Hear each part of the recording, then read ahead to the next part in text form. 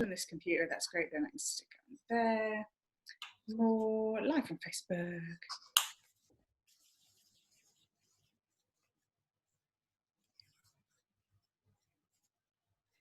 Okay, here we go.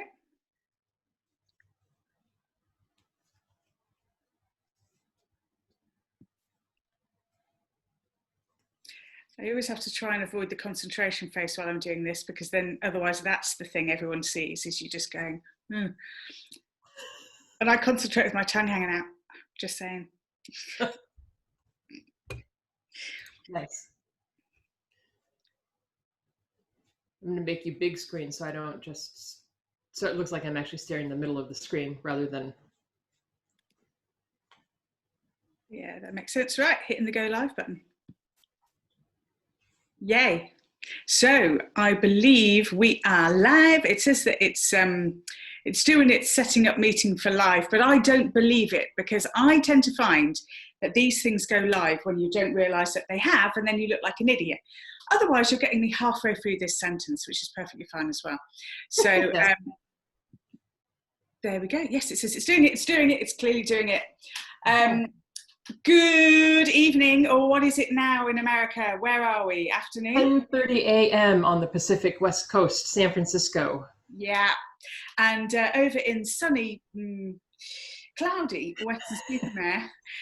Yes. We're on just after 6:30 in the evening, which means, Kris, that after this I get to go and have a glass of wine. Yes, well, I'm jealous. I am still working on my coffee with the special K cup. That way I know it's my cup. Yeah, that's good. And then somebody else's lipstick's today and it's clearly not yours. Kris became my best friend when I was living in San Francisco. We met and bonded over ice cream. Well, kind of down to Daphne. We had wine and ice cream and lots of things after, dive bars. It was a whole thing. We did a whole thing. A whole thing, and lots of things in common, namely wine and ice cream, and an uncanny sense of humour as well. Yes. In other words, you laughed at my jokes, so that would always work. Well, you'll be happy to know, Becky, that Humphrey Slocum, the new ice cream place that I was dying to try out, that, as we know, has the secret breakfast ice cream, which is vanilla bourbon ice cream with cornflakes in it, because who doesn't want to eat that delicious? That's where you and I went that first day. It was. And I am now pals with them on Twitter because they are hysterical. Their tweets are the goofiest things. I mean, sure, it's like, our stores are open today, drop by and get some ice cream. They have those tweets, but they have other things, like when I tweeted, hey, I retweeted somebody else's tweet. The author, John Scalzi, had tweeted, I was going to use this lockdown to get thin, but that piece of cheesecake in the fridge is telling me something different. And so I retweeted that and I said, see, at Humphrey Slocum, this is why you and I can't hang out all the time. And then they tweeted back to me a 1920s sci-fi robot with his arms going like this. And the caption says, come to us, come to us. Yeah. You see, and that's what you need. You cannot have an ice cream store that does not have a sense of humour. I mean, what's the point of that? Because an ice cream store is a place of entertainment. It's not just about food. It's the whole sensory experience. And, you know, I know today's topic is Maslow's hierarchy of needs. This story does actually have a point beyond just the very entertaining fact that you and I love that particular ice cream goofball company. Yeah. And that this is part of Maslow's hierarchy. So we could just dive in. Have you just added a whole new line? Is Maslow's hierarchies of needs that just says ice cream and wine? What color is it? Well, the very bottom of Maslow's pyramid is all the basic stuff, right? Food, shelter. I'm going to go ahead and put the ice cream and wine in that level, although arguably it probably belongs a bit higher. I'm just saying it probably belongs on every level of. Oh yeah, it totally does. I'm with that. That sounds good. Let me turn my phone off because that's really unprofessional. So you were going to share. So let's just explain to people what this Maslow's hierarchy. Who the heck is Maslow, and what does he have to do with it? And can he scoop a decent 3-ounce ice cream ball? I do not know anything about his personal predisposition, pro, con, ice cream, or his wrist, with the twisty. I don't know. I got nothing on that. All right. On Damn. that. Okay. He's a psychologist that figured out at some point that, in his research, he figured out that he noticed that we have these different levels of self-actualization, of development, of being in the world. And so I'll just share on the screen real quickly this little pyramid here, which is what the experts have worked out, what he worked out. It's called Maslow's hierarchy of needs, and it starts down here, physiological needs, and that's what we're talking about, where the ice cream for us seems to belong, is down in here: food, shelter, warmth, rest. This is just making sure all your basic needs are met. And then the level above that, safety and security. This is like, do you have a house to live in? Do you make money? Do you have a job? So these bottom two rungs are really about you making sure that your most basic, just day-to-day, how do I get through life needs are being met. Once this stuff is met, then we tend to have more bandwidth left for these psychological needs, the next layer up, of belonging and self-esteem. So do you have a group of friends? Do you have a tribe? Do you have folks that you identify with? And then do you feel like you're doing okay? You know who you are, you know what you want, you've got a good sense of self, that type of thing. Yeah. So that they obviously these layer on top of each other. And the very top of the pyramid, this self-actualization, you and I as coaches disproportionately spend our time up here. Of course, our clients come in with basic and psychological needs as well, but most of our lives, because we're coaches and not therapists or other professionals along those veins, then we just spend all of our time mostly talking about how to make you the best you can be, and helping dig into that and bring it to the fore. So as you can see, ice cream would easily fit into any of these categories. Absolutely. Yeah.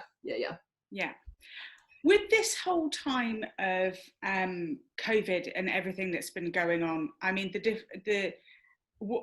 in some ways, coming from two different countries, we end up doing this kind of like, hey, well, at least we're not bad as America, or at least, we're not as bad as England, or at least we don't have their president, or at least how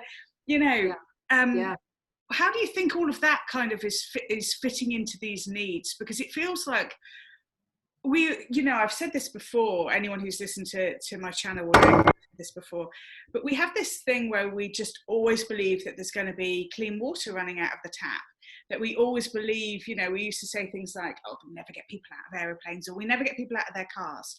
And then what happened with COVID is the very fundamental nature of what we have always believed to be true suddenly came into question. So what do you think with the hierarchical needs and all the rest of it? I've just said a whole load of stuff there. Please speak. Absolutely. I will now take the platform. So let's take a look at Maslow's hierarchy of needs once again as I explain this. So what's going on, in my estimation, with the COVID thing is these very bottom two bits of the triangle pyramid are getting, they feel like they're under attack. They are either literally under attack for some people. There's a lot of talk. I live in San Francisco. There's a lot of talk, especially in the Bay Area and in the country at large, about people getting evicted because they don't have the cash to pay because they've gotten laid off, or their job has gone away forever, possibly. We're all trying to figure those things out. So that is very much this physiological need of food, shelter, water. So for some people, that is literally under attack.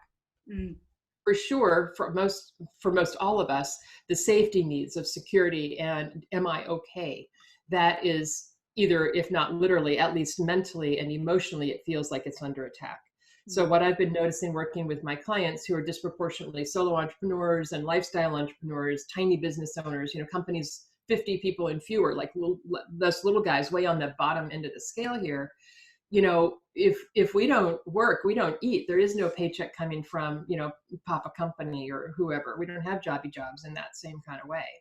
So a lot of us have been really struggling to make sure we keep clients in the door, keep ourselves safe and sane, And let's face it, Becky, if you and I go a little wiggy, we're not really going to be much good to our clients, are we? So you and I have to work extra hard to keep ourselves safe and sane so that we can be there for our clients to do the same for them. Yeah. Hopefully the whole society is doing this for each other, but as professionals in the field, I disproportionately see people really struggling with the bottom of the rung, even if they've got, one of my clients is got plenty of money. Her partner has plenty of money. The two of them could he's already retired. She could retire tomorrow. They could live fine. They could still go on, a diving trip or two a year. They're not going to be suffering. She is still in the spot of worrying about the two bottom rungs of her Maslow's pyramid, even though literally it's fine, right? Yeah. Psychologically, mentally, emotionally, she's like, ah. Yeah, because it's the unexpected, and I think for most people it's a sense of being out of control, like, and we never have been in control. Right. Fair enough. But the perceptions around control, that we've got it, that this is the way that the world works, this is the map, to suddenly have your map screwed up and kind of tossed because those things. And I've found the same thing. I've had clients that have been extremely wealthy, like ridiculous, just that kind of like owning apartments in central London where you could only just dream, like, if you sold it you could buy 5 properties where I live now, and they are quite often the most worried about money, because in actual fact those elements are about the energy of those elements, and those elements are very much about the oh, bless you, she muted, amazing, didn't even hear that. That's like she's miming sneezing, ladies and gentlemen. She isn't actually doing it. Handy mute button, go girl.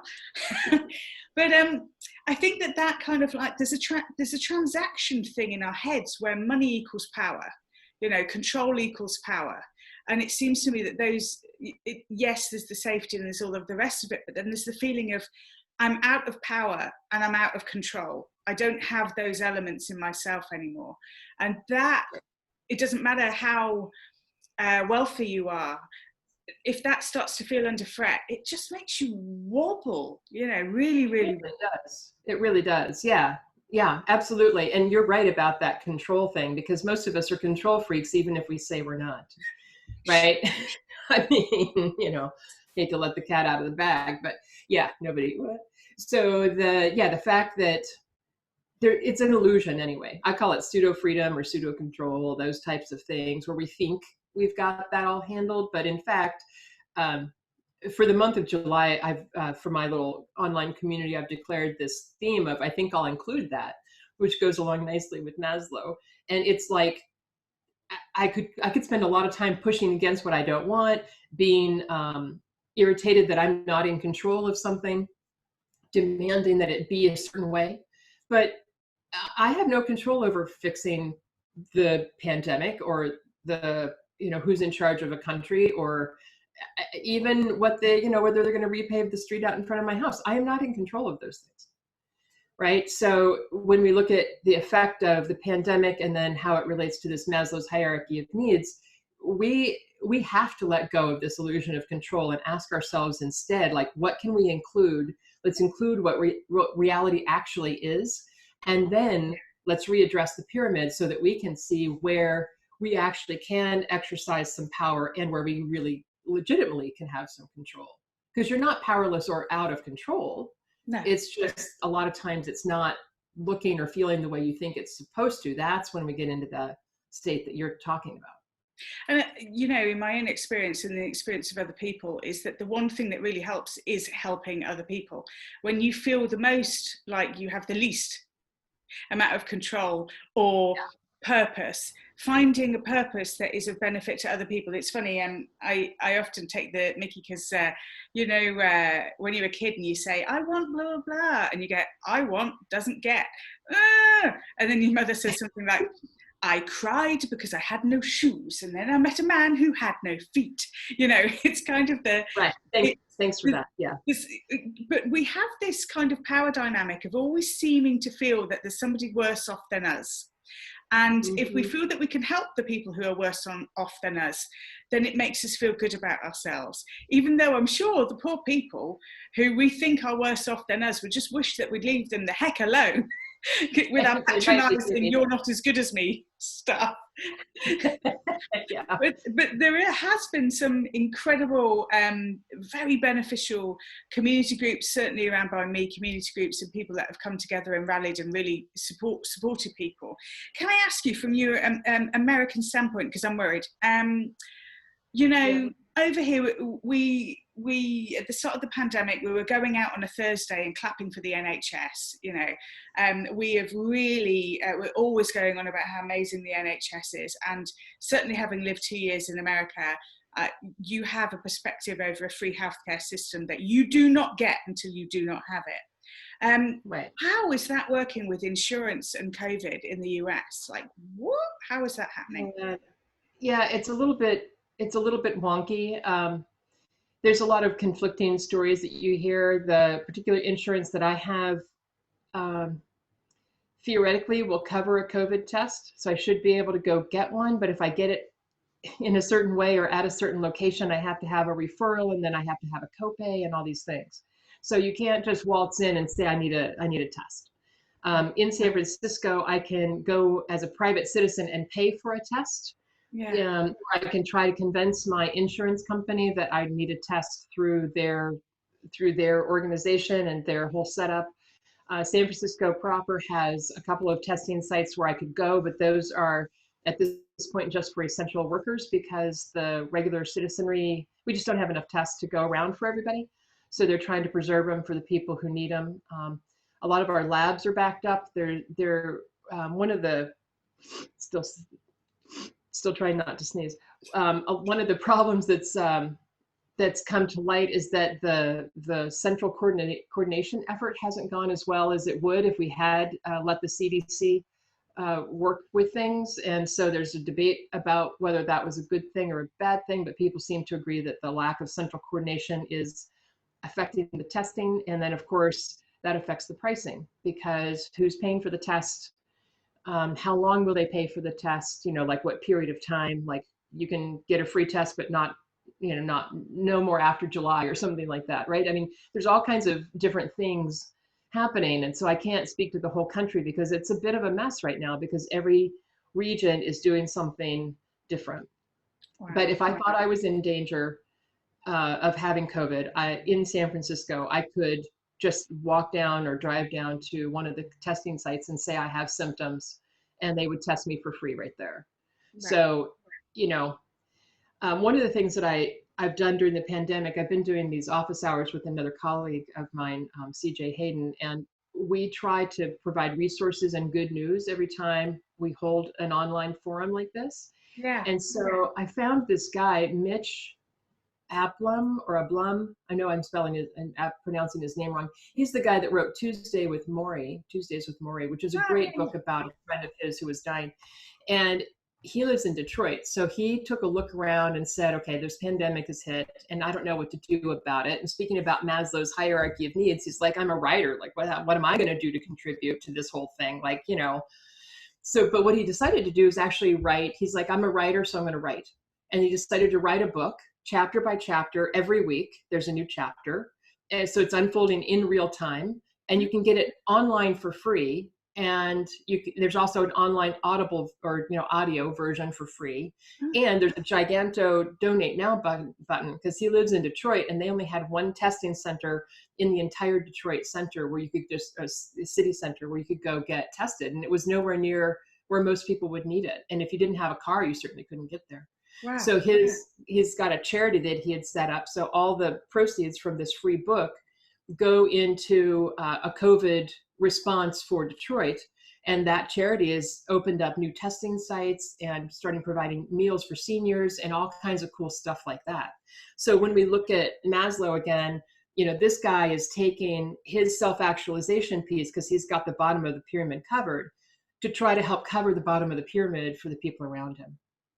Yeah, and that stuff really helps. We had a guy, Captain Tom, who basically he was an old guy, war medal guy, you know, and he was going to do like 100 laps on his Zimmer frame of his garden area. And the amount, I mean, Oh yeah, I saw that online. yeah, the That was amount, amazing. yeah, the amount of money he raised, but Yeah. also, you know, he had a flyby from like the military to honor him and all, you know, and I think like, I mean, he's like knocking on 100 or something. He's like really, well, he is Yeah, 100. he's up there. He's 98 or something. Yeah. Yeah, Mhm. 98. And he just kind of, you know, I think what was so amazing about his story is when we look at our lives and we think, oh, the best years are behind me, my opportunities are behind me, and you think you're nearly 100 and you do something, like just forget the medals you won, like you do something that actually is so fundamentally changing, just knocking Absolutely. on the door of 100. And you know, and for us who were kind of like, oh, I'm in my middle age, you just suddenly think, actually, are the best years of my life in front of me instead of behind me? You know, it's just you know, Absolutely. is my purpose, is, you know, have I even not even found the greatest thing that I'm ever going to achieve in my lifetime yet?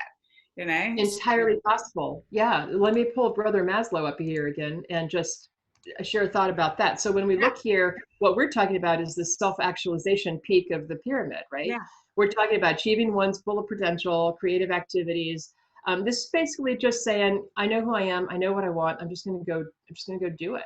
yeah, And so theoretically, it doesn't always necessarily work this way. As we get older, we tend to work our way up the pyramid so that by the time we reach the 100 mark, we're probably living up here in the self actualization world. And hopefully, we have our safety and security physiological needs met.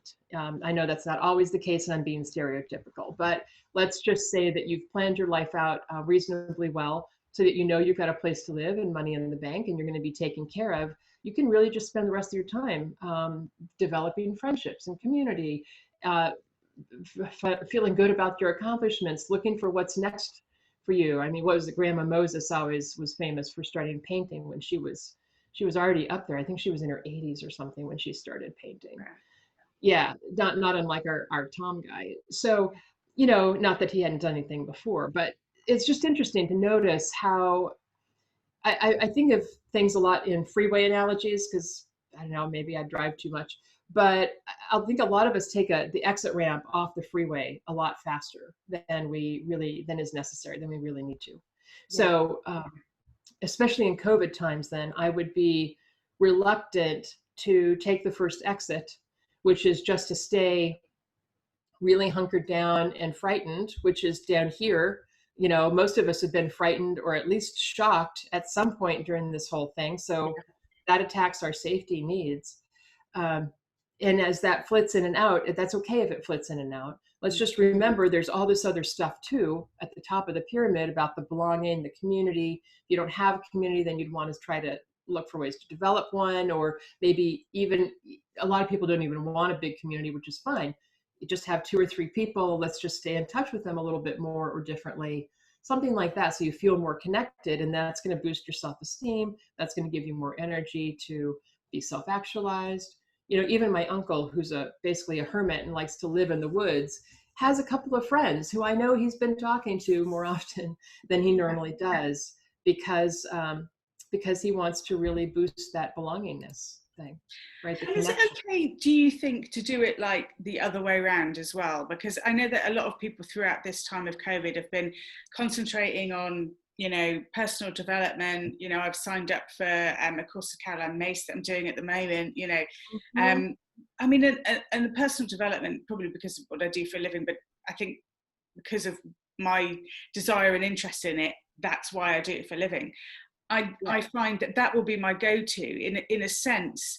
Um, as long as I know that I've got money coming in and I've got the roof over my head, I will always go to my personal and spiritual development first, probably Mhm. more so than reaching out to community. You know, do you Yeah. find that people sort of have different structures on how they do things? Absolutely. Yeah. Yeah, for sure. There's a podcast I listen to called Snacks Daily. It's a little financial podcast, and the guys are goofy. They're in their early 30s. And I don't know, they just talk about what's going on in business news in a way that actually makes me want to listen to it.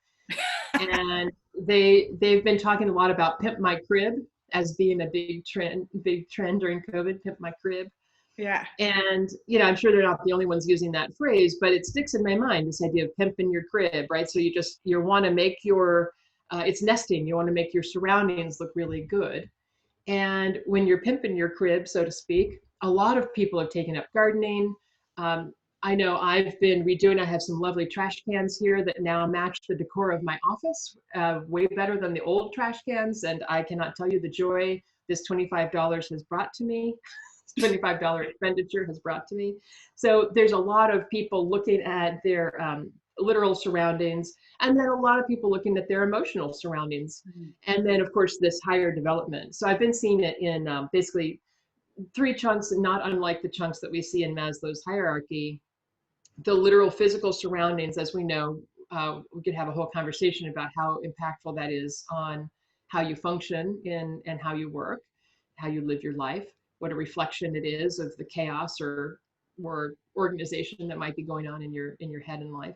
So your physical surroundings matter. And then we've got your psychological surroundings. So that's where you might want to call a coach like us, or you might want to call your therapist again, or you might want to join a group or something like that. So that's like making sure your mental health is being taken care of, you're in your spiritual body. And then the top of the pyramid, the self-actualization stuff, this is where maybe you do want to take piano, and maybe now is the time because you've got extra time for it, or all those pictures of people baking those lovely loaves of bread that we've seen. A lot of that, and I actually have a friend here in San Francisco who is that girl. She has been baking like a crazy woman. I mean, we're talking scones, muffins, breads. I mean, whatever. She's got a sourdough starter. She's gone to crazy town with it. And as you know, sourdough starter is like a pet. You have to feed it and use it all the time to keep it alive. So she's just like in the kitchen almost every day creating cookies. I mean, you name it. Anyway, all that stuff tends to go with the top of the self-actualization pyramid, because it's like, maybe, I mean, I know you and I chatted about it a little bit, but maybe you've also noticed it with your clients that a lot of us have been feeling some sort of a depression or waves of how we feel about things. Yeah. And with that, it has brought up a lot of, I'm going to call it unfinished business, the unreconciled things in your mind's eye or in your life. Mm.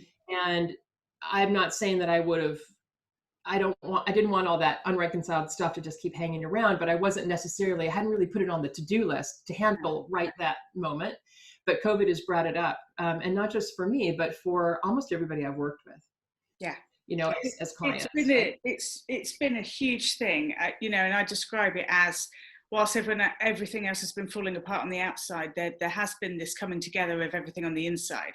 You know, Yes. that you suddenly start like looking at yourself differently. The space in your head, because you haven't had all of the busyness. You know, whatever the business could be just kind of like, you know, you're taking a journey from A to B, and the business is, oh, I can't believe it, that guy just pulled out his car, what a freaking idiot, whatever. There's business to the story. Being around your home, once you've finally painted your gas meters, and you know, you've done all of the stuff that one day I'll get around to that. Lovely at this point, Becky. Yes, as does my deck, right? Yeah, brilliant. Exactly that. All of these little things that, you know, like, you know, you're making baby plants from your succulents, and you're doing all of this stuff, and then you get these flashbacks to things that you haven't thought about for years, or this sudden need to cry, and you're like, whoa, where is that coming up? And I actually think it's done a lot of good, but within that also there seems to be this huge uprising of truth. And I think that we could, you know, spin into talking about Black Lives Matter, what's all been going on with all of that as well, because this kind of like bringing up of this authenticity about yourself. Like all of the addictions and the things that we do, like going and buying my 1 cup of coffee that I go and get every day.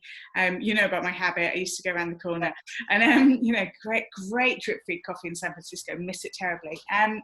So all of that kind of the stuff that you do that just it puts you into your happy place, and then when all of those little habitual rituals really are taken away, and you're left with yourself, and you suddenly start to kind of, you know, the bits that needed to become unpicked because they were so tight and you were holding it together, allowing yourself to become looser and fall apart in some ways has allowed some bits that needed to fall off to just damn well fall off.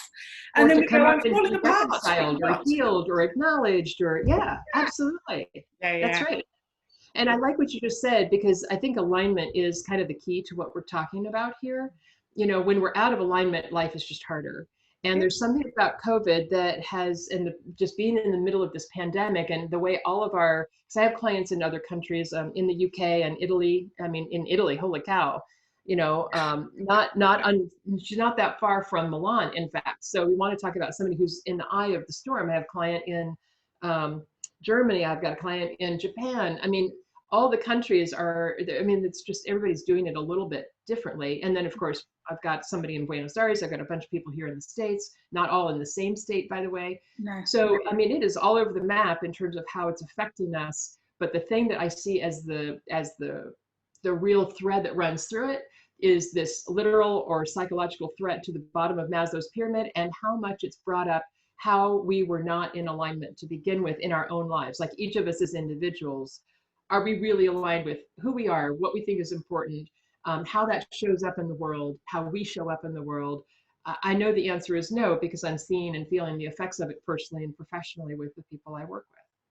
What is that? Because, you know, you would think that basic need thing, are we back round to talking about the illusion of control? Is that where we are with this? Well, probably. I mean, so this is the thing. A lot of us develop a life. I was just discussing this with a couple people this past week about how we, you know, I've got clients, and I certainly have done it. I know you've had similar journeys where we like work our booties off to get to a certain place in life, often literal with the stuff that goes with it and whatever. And we look good on the outside, but we don't feel it on the inside because we know something is still missing. Yeah. So yeah. I used to be in the wine business. I worked really hard. I became a sales manager for Napa Valley Winery for the Northern California region. Reasonably big job, a lot of work, sounds a lot more glamorous than it literally is.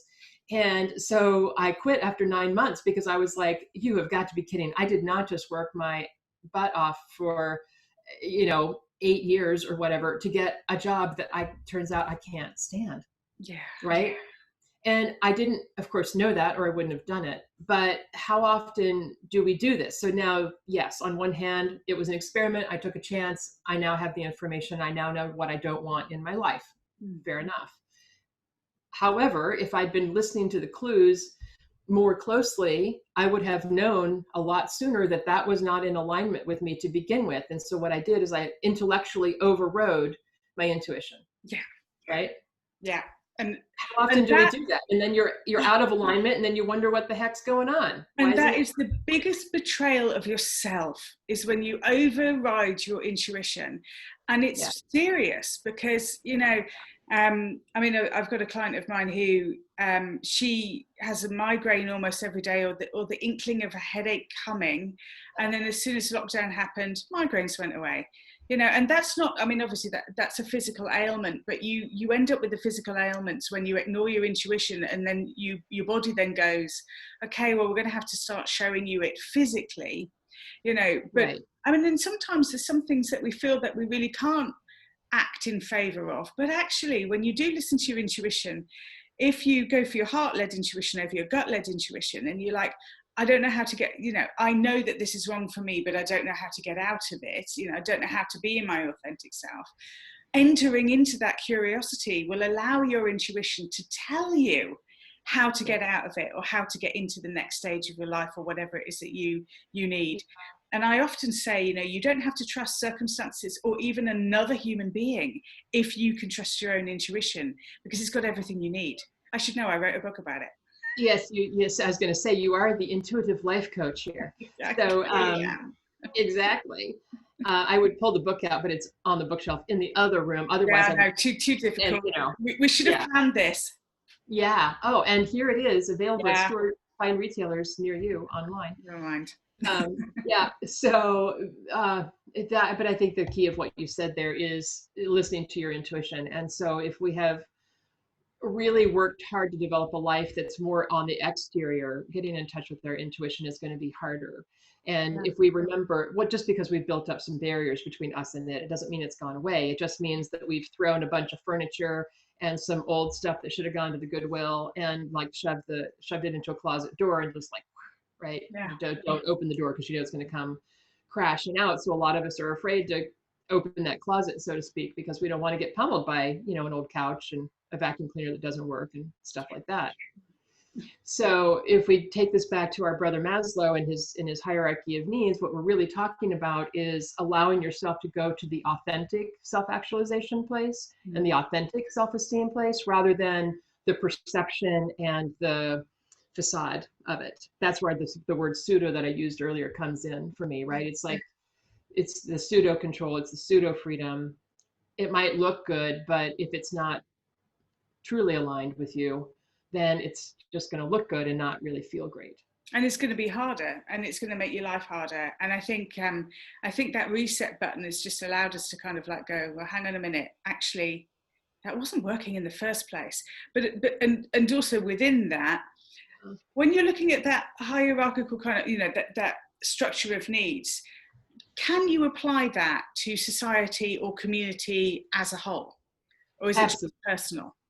Yeah, no, it's the whole enchilada. So here we go. If we look at like a lot of third world countries, they specialize in really trying to help their residents, their citizens, fill their physiological needs. Yeah. You know, that's where a lot of our charity dollars and attention go with some of these foundations, is to just literally take care of the physiological. Do you have food and shelter and water? And then, are you safe? Are you going to get, you know, raided in the middle of the night? Is somebody going to throw a bomb at you? So yes, I mean, let's look at countries and war zones and places where people do not take these basic needs for granted because they're just not, that's just not the circumstance of that particular region of the world at the moment. So yeah, that's a whole country thing, and as we know, a really big topic for world conversation. Once you can't really, this is the tricky thing, you can't really spend a lot of time in the physiological or the self-fulfillment, self-actualization needs if your basic needs aren't at least somewhat met, right? You just don't have the bandwidth left to start climbing up the pyramid. And I'm not saying, a lot of us bounce back and forth between these, so it's totally possible to do that. Having said that, if this basic need business isn't consistently met, you cannot consistently spend your time at the top of the pyramid. No.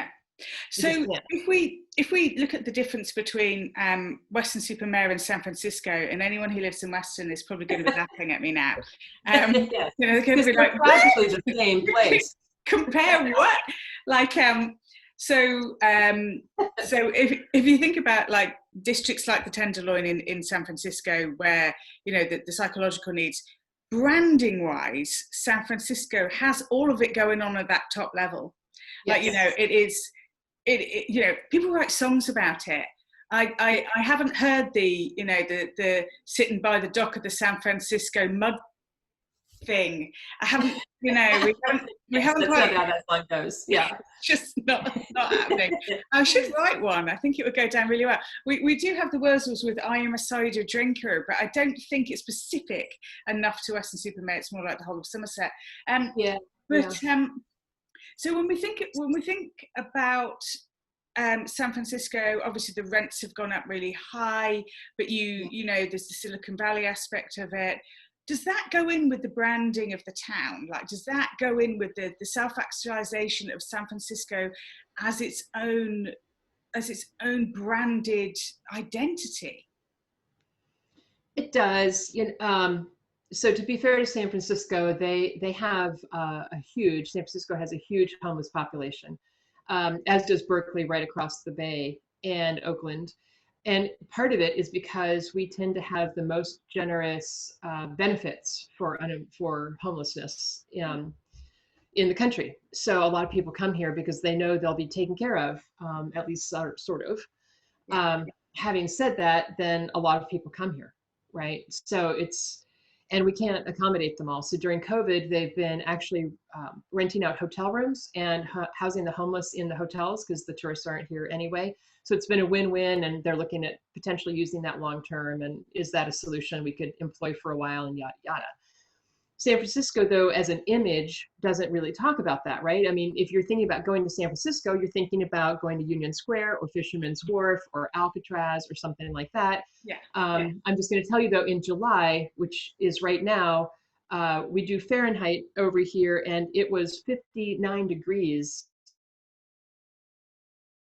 Is July 13th. It's 59 degrees and I'm wearing a sweater. So if you come here in the summer, do not bring your shorts. You will freeze your butt off. Just don't do it. Don't do it, people. Bring pants and a sweater. You're going to need, I mean, throw the shorts in for an optimistic day, but you're going to need more clothes than that. It was a shock when I moved there, thinking I was moving to California, and well, that's LA. That is not Northern California. That's Southern. That's San Diego, Los Angeles, like that. And I was on a mission, and it's supposed to always be sunny there.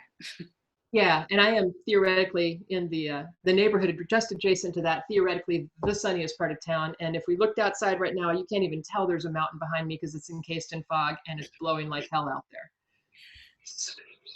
So all that is to say that when you think about San Francisco, you don't talk about the homelessness. You don't talk about being freezing in July. You don't talk about all that stuff because San Francisco, branding wise, has branded itself, you're very right, as the self-esteem, self-actualization kind of thing, but kind of a place. But this COVID thing has really switched that up, and we've had to go back to the base of Maslow's pyramid and look at our physiological needs, take care of the homeless, because if we don't help them, then as a city and as a Bay Area, we're never going to get well, right? Because we're going to keep bumping into them. They're going to keep bumping into each other. We don't want to off an entire part of society because we can't help them. Yeah. I mean, that doesn't make sense. Or we can't give them the tools to help themselves, any of that, right? Yeah. So yes, that goes along with what we said a minute ago, that facade versus the reality and making sure you're in alignment. That also applies to a city and to a country, not just to us personally. Yeah, I think we've done a similar thing here in Weston with our homeless population in Bristol as well.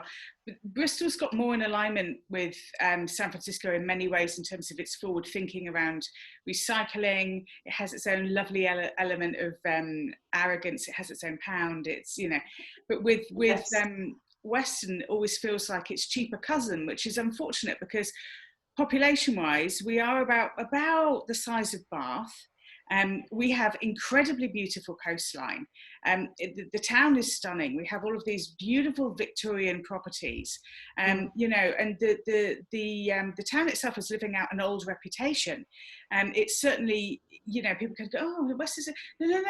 Have you been? Like, this place is great. Like, you know, I don't want to oversell it because, you know, but it's brilliant here. It's such a lovely place to live. But we are now focusing a little bit, looking at that higher part of the you know, the pyramid of needs to say we need to go from looking at Weston as being a place where there was, you know, there's a lot of recovery centres around the outside at one point, you know, as a place where people used to come to get well. You know, it even started off as, it was classed as being one of the places with the best ozone, the cleanest air, and actually going back to the Victorian times, it had the greatest health benefits of a lot of places in the whole of our country. So a lot of ill people came here because of the health benefits, which then meant that it actually looked like it wasn't that healthy because people were coming here. The irony of it all, yeah. Yeah, right. But we're looking, you know, like now it's like looking at the rebranding of the town and what we're saying about the town and going out there publicly, and in a way it's kind of putting the pyramid the other way through, which is through what the story we tell about the town influences the strength of the bottom two layers of the security of the town in itself. Totally, yeah. I mean, that's why I was saying a minute ago, if we don't at least somewhat address the base of the pyramid, our physiological needs for food and shelter, and then our safety and security needs, if we don't address those, we don't have the bandwidth left to self-actualize or have self-esteem or be a part of a community or contribute the way you would like to. On the other hand, you know, you can have flashes of enlightenment. You can read a great book and feel more self-actualized, and that can help you retrench on how do I create this more solid base of the physiological and the safety needs, right? So they reinforce each other. Yeah. It's just that we tend to disproportionately spend our time on one versus the other, um, to our betterment or not. It kind of depends. So Yeah. as we're going through this kind of like time when, I mean, in the UK, there's a lot of fear about the idea that we're coming out of lockdown. However, the problem hasn't gone away. We're Right. coming out of lockdown and, maybe on a Saturday night, there's too many people in the pub, or there's too many kind of like things that are going on. Within this, again, another transition period, I think my auntie was telling me the other day that I don't know where she got this from, but it sounds absolutely plausible. But that there's some kind of fatty coating around the COVID, what do you call it, virus genie thing. I've seen the Yeah. pictures. Some kind Yes. of like sort of like coating around it Yeah. that melts in too much heat. So actually, in the summer, we should do better than we may do in winter. And we already know about that through flu viruses and things like that. This is probably a big question, but let's just shove it out there and just pull it around a bit. What can we do around those fears of coming out into the world out of lockdown, potentially having to go back into lockdown, and all of the uncertainty that everything that I'm saying kind of brings, if that's not too just absolutely massive? Yeah. Well, I mean, given that I'm not Anthony Fauci, which is our resident expert over here in the States, I'll go ahead and take a stab at it. And you're not Brad Pitt doing a very good impression either. Yeah, I'm not any of those things. No. So when we've got our basic needs here, we're talking about the safety and security need, which is the second rung up on the pyramid on the hierarchy of needs. This is what I've been noticing. Our scientists, our politicians are all telling same but different stories about this, right? And I've seen that in other countries as well. I follow Canadian news fairly closely, them being one of our biggest neighbors, and they have a different sort of news feed than we do. I follow the BBC as well, and so I see the way it gets reported in the US and the UK and Canada lands. And this safety security thing is something that has been, am I allowed to say jerked around as a technical term? Totally. Yeah, because it's not, a lot of us are not feeling safe and secure because we are having a hard time understanding what's actually going on and who to believe about what, because there's a lot of contradictions. Things change as they discover things. What was true today scientifically, they may not be true tomorrow because now we know more, et cetera, et cetera. And then the way the politicians put their particular spin on it because they have an agenda, or the way the country handles it because the country has an agenda in general, yada, yada. So all of that messes around with this safety and security thing. So what I'm kind of concerned / curious about is how we take care of ourselves and how we develop. I've worked very hard. I'm on Twitter a reasonable amount, and at Christine Carey, if anybody wants to check me out. Don't expect a ton of tweets. I'm just saying I swing by there often. But one of the things I've been doing on Twitter is amassing a list of people that I feel like are the ones to watch because I feel like they're telling me something that feels most useful, right? So I've been trying to develop my own trusted sources. And then personally, I've just been looking for how I feel most taken care of. And we can't go to the pubs, anything like that here yet. We just barely opened for outdoor only dining. So certainly no bars, very limited retail. A couple of stores are open here and there, but certainly not everybody. San Francisco is one of the most locked down places in the US still.